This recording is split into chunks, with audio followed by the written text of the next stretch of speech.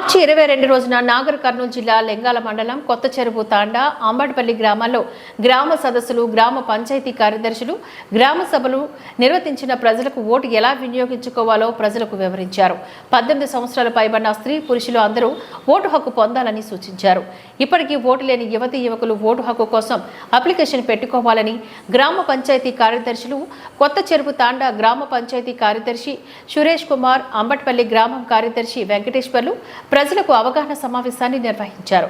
కార్యక్రమంలోని కొత్త చెరువు తాండా గ్రామ సంఘం వివోఏ రాము, అంబటిపల్లి వివోఏలు సైదమ్మ, రేణుక, అంగన్వాడీ ఆయమ్మ, చిట్టెమ్మ, వివిధ శాఖల అధికారులు పాల్గొన్నారు.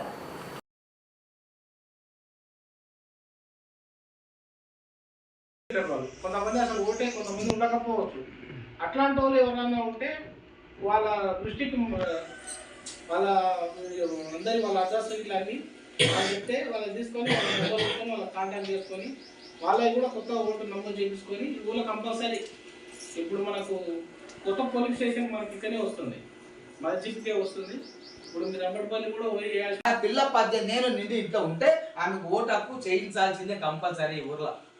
ఎందుకంటే ఆ అమ్మాయి ఈ ఊర్లో పుట్టింది, పెరిగింది, ఈ ఊర్లో నీళ్లు తాగుతుంది, ఈ ఊర్లో నివసిస్తుంది. ఆమెకు గుర్తింపు కావాలంటే మన గ్రామంలో ఆ అమ్మాయికి ఓటు కావాలి. అదే అబ్బాయి కూడా 18 ఏళ్ళు నిండితే ఆ అబ్బాయి కూడా ఓటే కావాలి. ఆ ఓటు చేయించుకోవాలంటే ఆధార్ కార్డు ఇస్తే ఓటు చేయించుకుంటాం.